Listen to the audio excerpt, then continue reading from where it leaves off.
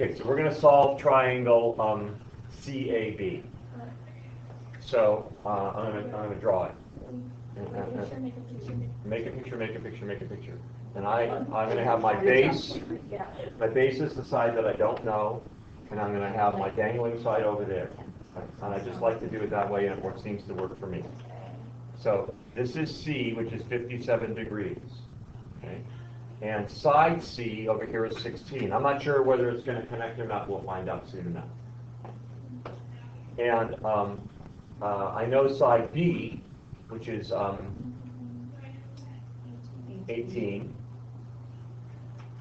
And then this is going to be angle A. This is side A. This is angle C. And this is angle B. So that's kind of where I'm starting out, right? So I'm going to start by figuring out what is my height.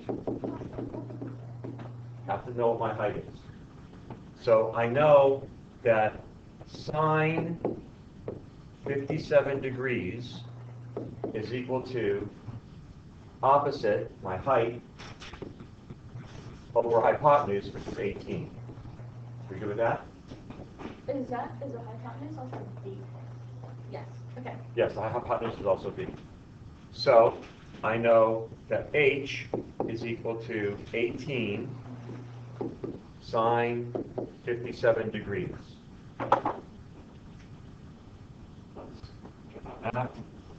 So 18 sine 57, hopefully I'm in degrees, not radians. Yes. So my height is 15.1. Okay? You get that far? Yeah. Okay. So what I know from that, and by looking at my diagram here, is that my side here that I had as dangling is in fact going to be long enough to hit the base. Right? Because it's longer than 15.1. Is everybody okay with that? And I also know that if I take this side and I'm attaching it right there, and I swing it like a pendulum over to here, it's going to fit on the other side too, because it's less than 18. Are we okay with that? Okay, yes. This side here is 16, right? I fixed it up there with a pin. And I'm going to take it, I'm going to take this side right here, and I'm going to swing it like a pendulum over to the other side. And I know it's going to fit and make me a second triangle. And I know that it's going to fit because it's shorter than 18. So you have to take the shorter side. I'm sorry? You have to take the shorter side. I take whatever this side is. If this side had come out to be 24, I know it would still hit my base out here, right? But if I swung it all the way around over to here, I'm outside of my triangle. So that would only give me one triangle. So you always take the shorter side. Pardon me? So you take the shorter side. Well, I take my dangling side. Are you okay with that? Yeah. Are you sure? Is everybody okay with that? Yeah. Yes. So Okay. if the side that is the 16 side, Yes. that's between your height and your hypotenuse, then you can make two triangles. If it's like That is correct. If the 16 side is between my height and my hypotenuse there, then yes, then I can make two triangles. and if it's bigger, then you can only make one. If it's bigger, then I can only make one. And if it's less, then you can make one.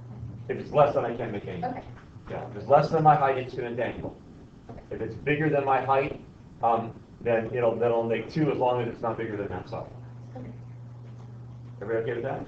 Okay, so now I have a lot of dots and too many triangles. Let's see if I can get rid of some dots here.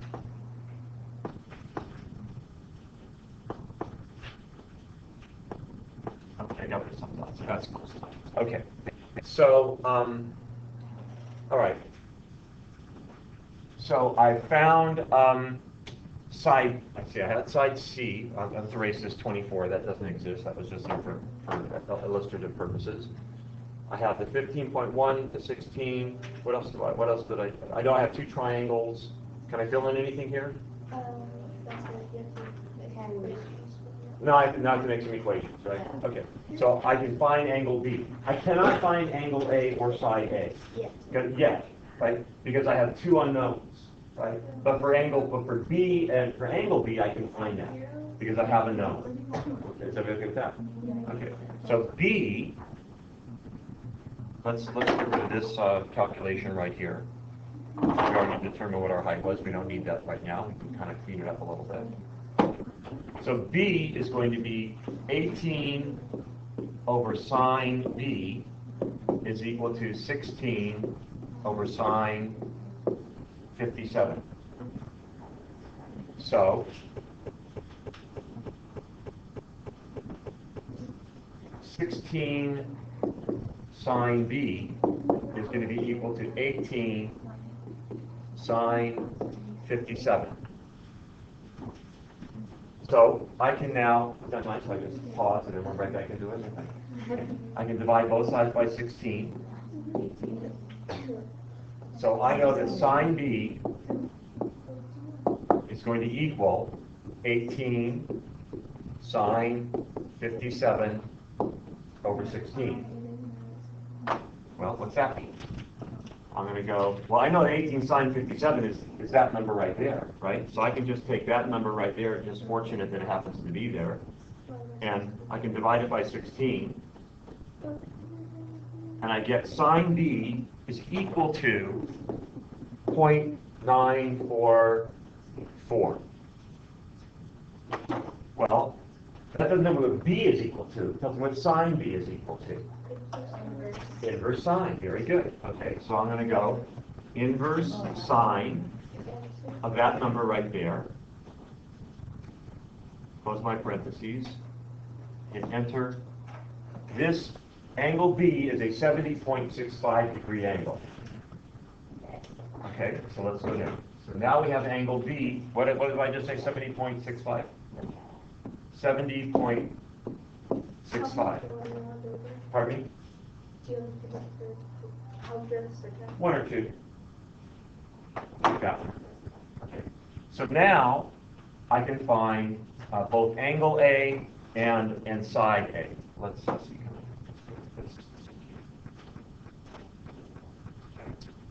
Angle A is really easy to find because I'm going to take 180 degrees because it's a triangle, right? I'm going to subtract 57, and I'm going to subtract 70.65, and I get angle A is equal to 52.35. This is the big triangle. 52.35.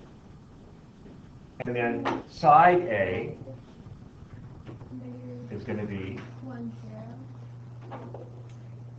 A over sine 52.35 is equal to, I don't know, I'll just take C, I could take B if I wanted to, 16 over sine 57. Still good? We still good with this? Yeah, okay. So, A is equal to 16 sine 52.35 divided by sine 57. What's that?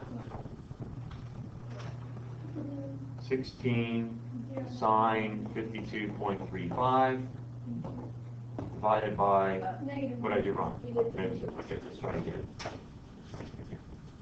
16 sine 52.35, and I'm going to divide that by sine 57. I get 15.1. This was an interesting problem, actually. I did this with somebody yesterday. Okay. So A is 15.1. Okay, now this is interesting, right? Same size almost as our height. Right? Very close. They are actually different. The height was like 15.09, and the A is like 15.1. But I'm not concerned about that. It works. There's no problem with that. Is everybody okay with that? So they're the same length then? Sure, why not? I can have the base of the same length as the height. I mean, you know, it would probably be like it'd probably make it a right triangle, but I don't want to think about it right now. So we're okay so far? Okay, so A is 15.1. Okay. That's my big triangle. That's this triangle right here that we just solved. And I know it's that triangle because my, let me think here. How do I know that? Because my angle B right here is an acute angle. But my angle B in my small triangle, which is this one right here, is obtuse. Are we okay with that? Okay. So how do I find out what this angle B is right there, my new angle B? That's right. But so the reason I'm gonna explain that, right, is because remember this side here is 16, right? And then I swung it over to here. So what side there? That side is 16 too, right? So this triangle here that I'm not really all that concerned about is an isosceles triangle, right? Which means that this angle here is equal to that angle there. So it's 180 minus whatever my angle B was. What, pardon me? 70.65. So my new angle B, let's kind of do it in red over here. This is going to be kind of messy. That's okay? Okay. Is going to be 180 minus 70.65. 180, whoops, I'm making dots instead of drawing. 180 minus, what was it again, 70.65? Well, 62. It'd be a 109.35. 109.35. Are we okay with this? So now I know that my new angle A, which is this little tiny one right in here, is going to be, no, angle A is going to be 180 minus 109.35 minus my original angle of 57. It's going to be a 13.65 degree angle.